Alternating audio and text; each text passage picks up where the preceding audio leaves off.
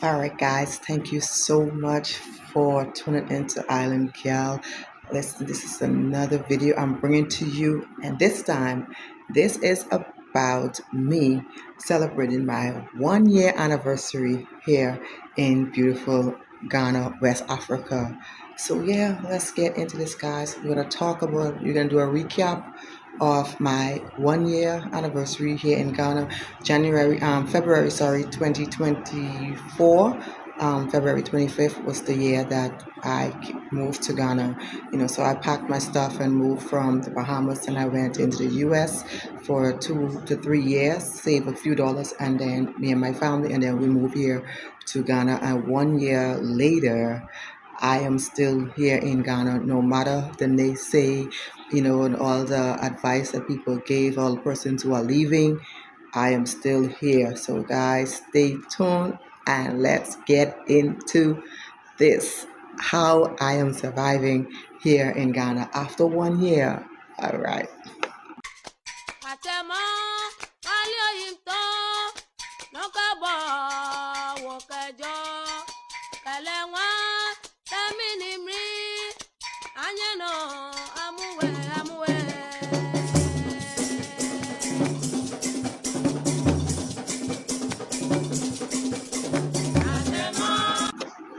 So let's discuss my best moments here in Ghana so far in a year since arriving to Ghana. So I could say the best moments that so far that I have experienced here in Ghana is that I've done a lot of traditional stuff like that. So I did a traditional naming ceremony.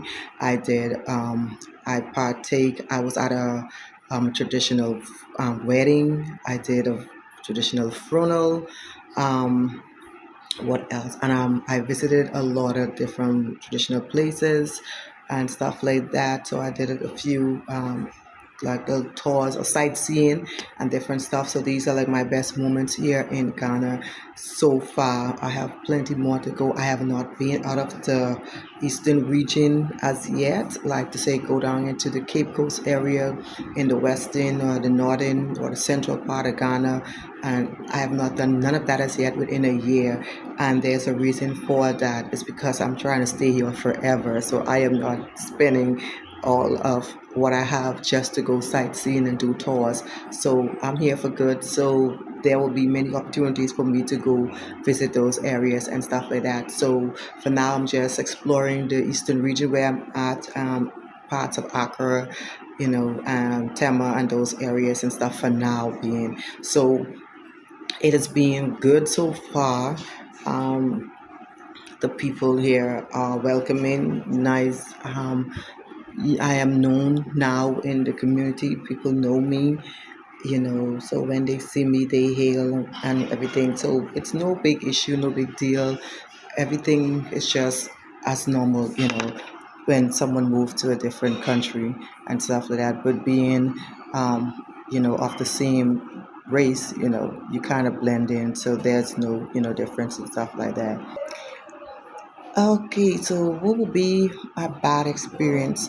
Well, so far, I would say that to say bad experience, no, I wouldn't have had something that I would really consider bad experience, just some mishaps, like with a business deal that I did or whatever. It was like a lot of misunderstanding and stuff like that, which has been sorted out and everything like that. So, you know, and then there's only, little issues like when renting and stuff like that.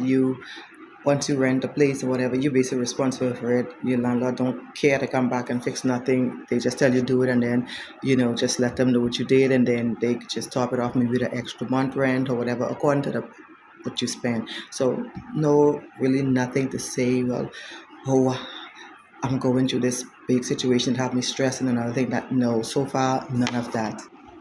All right, and one question that persons normally ask me is, would I advise people to move to Ghana?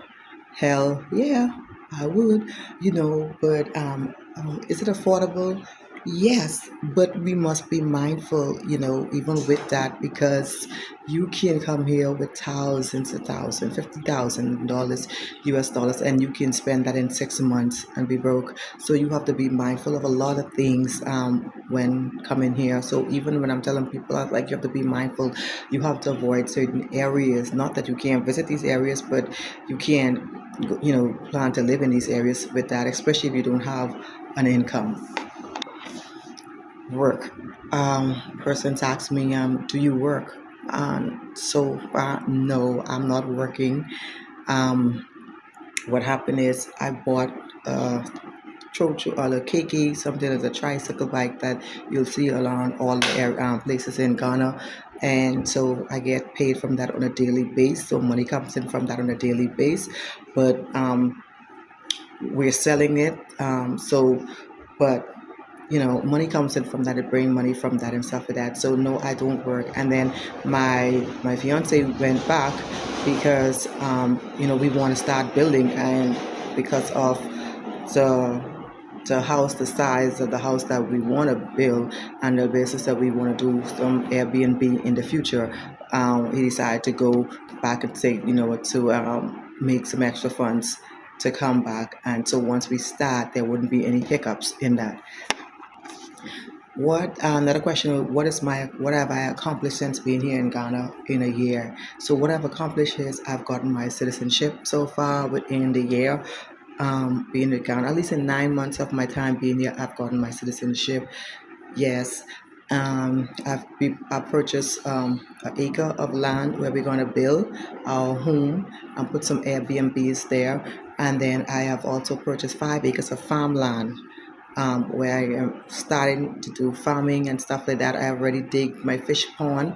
I'm gonna be having animals on that, so it's gonna be like a one-stop farm where you can get fruits, vegetables, poultry, and meats, also and fish on that. So that is my project for this year, and I'm also opening up to a few diasporans who want to come. It's the wish of my ancestors to open for that. So I will share more on that on share farms and stuff like that in a later video. Another question that person's asked me is, do I plan on ever going back to the Bahamas or visiting someplace else, or yes, yes, I do plan on going back to the Bahamas very shortly to deal with some paperwork that I have to deal with over there. And as soon as that is done, sure, I'll be right back again. So I'm not even planning on going there to be there for a month, maybe a month to most, and then I'll be right back here because I have things to do on this end. Okay, so I think that's basically it. So overall, I can say if I were to grade being here in Ghana from a scale from 1 to 10, I will look for everything. I would say I would give it a 8.5. Because it's similar to back home in the Bahamas. The people are nice, warm and friendly. They have the ups and downs. Things are a little slow, when it comes to getting things done and stuff like that. People are very laid back. Time don't matter in some occasions and stuff like that. But other than that, relatively, it is a good place to be. My advice to be anybody is find someone who you can relate to and who can help encourage you and stuff like that. Beware of the naysayers who have all the negative things to say about Ghana, because maybe they came here and they indulged themselves in so many things and they were too quick to invest in certain things without doing a lot of studying and inquiring more information and stuff like that, and they had bad shady deals and stuff like that because they were overly too friendly, and they were too quick to dish out cash and stuff like that. Yeah, so with that being said, some people would advise that you come and visit, but for that, what I would say about that is visiting and living is always it's two different things and stuff here, because most of the time the person that you would encounter while visiting, you wouldn't encounter them while living here for most part, because you get to like be around these people 24/7. They become a part of you. It's not that when you just come, 'cause most time once you visit, you're gonna go places that you want to see. and so you're going to be hopping from this place to this place, and it's going to feel excited and good, and you might have a good feeling about that area. But then when you go and move, then you start to see a lot of things that you didn't see when you were visiting and stuff like that. So that can be very tricky also, and stuff like that. But if you have a strong mind and a willing spirit, you're open-minded, you're willing to give up some of the things that you were accustomed to in the West, then you're good to go. You're good to go. Like I said, take time in everything. No amount of preparing can really prepare you for living anywhere in the world. You have to get accustomed no matter what, where it is, and stuff like that. And so there's no difference with Ghana. And I notice a lot of people would, say things, so much negative things. It's like they have this thing that if you move to Ghana to live, if you uproot yourself and move to Ghana to live, like you have committed the big atrocity against yourself, your growth and everything, because they carry on like you cannot go back to where you come from. You cannot go, you learn from here, your mistakes, and then you go back to, say, okay, you know, revisit your mistakes and then rebuild again and come back with a better mindset. So they make it seem like once you failed, and there's no failure in trying. The failure is if you never try.